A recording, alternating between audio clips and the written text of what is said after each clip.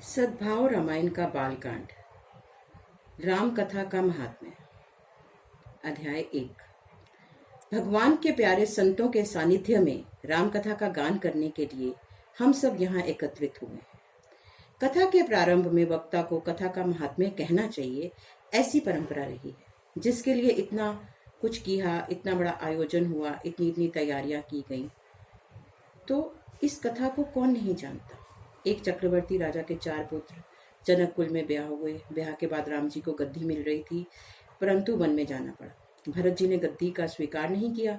राम जी को अयोध्या वापस लाने के लिए चित्रकूट गए, पर राम जी की पादुका लेकर आए और राम गद्दी पर पादुका प्रस्थापित की।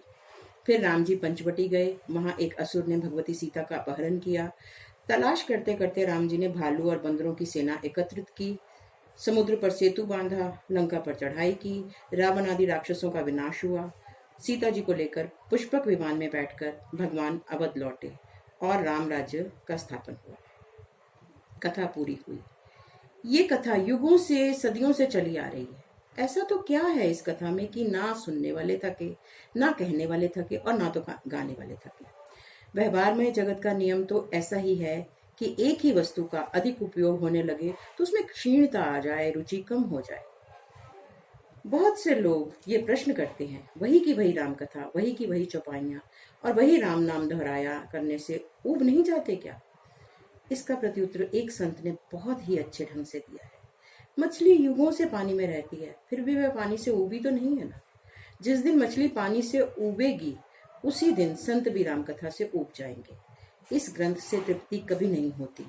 प्रायण करने वाले तो तृप्त होते ही नहीं, परंतु प्रायण सुनने वाले यदि यूं कहें कि हम तृप्त हो गए, तो समझना चाहिए कि राम कथा की महिमा इन्होंने जानी ही नहीं। तो युगों से, सदियों से चली आ रही ये भगवत कथा केवल कहानी नहीं, ऐतिहासिक घटना मात्र नहीं, वह तो परमात्मा के दिव्य चरित्र के साथ साथ प्रत्येक व्यक्ति के जीवन की दिव्य कथा है। चिंतकों का ऐसा मत है कि कथा के श्रोता 2 कक्षा के होते हैं, सामान्य कक्षा के और विशिष्ट कक्षा के। सामान्य कक्षा के श्रोता कथा को चित्र की तरह देखते हैं। राम कथा सुनते सुनते उन्हें रामायण का चित्र दिखाई देने लगता है। ये बहुत बड़ा सद्भाग्य है। ये वस्तुतः वंदनीय है, किंतु संभव है कि चित्र देखने में कभी चित्र की भूल निकलेगी, अपनी भूल नहीं निकलेगी। चित्र देखने वाला चित्र का दोष निकालेगा, अपने चरित्र का दोष नहीं निकालेगा। तो कुछ एक विशिष्ट कक्षा के श्रोता राम कथा को चित्र की तरह नहीं देखते, बल्कि दर्पण की तरह देखते हैं।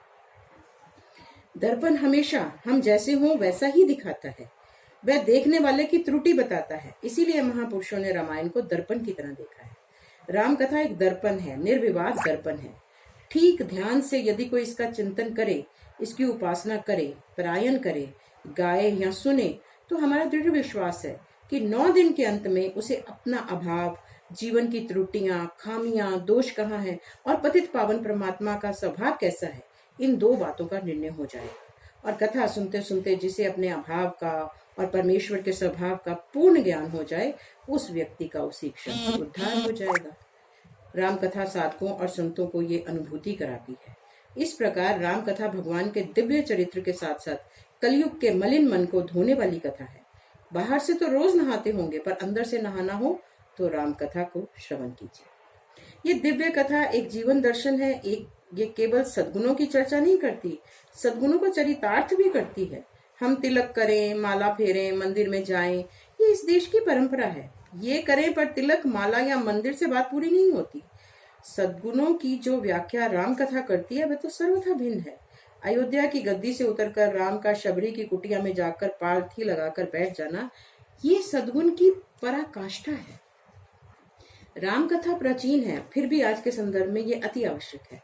सूत्र के रूप में कहना हो तो कह सकते हैं कि ये कथा प्राचीन है, परंतु उसमें अर्वाचीन शब्द प्रश्नों का निवारण भी है और भविष्य की प्रजा के लिए मार्गदर्शन भी है। आपको यदि संसार की कथाएं हल्की करनी हो तो राम कथा सुनिए। एक जबरदस्त आश्वासन मिलेगा। जो भाषा शुद्धि के लिए व्याकरण की जरूरत है, त्यों जीवन की शुद्धि के लिए राम कथा की जरूरत है। राम कथा जीवन का व्याकरण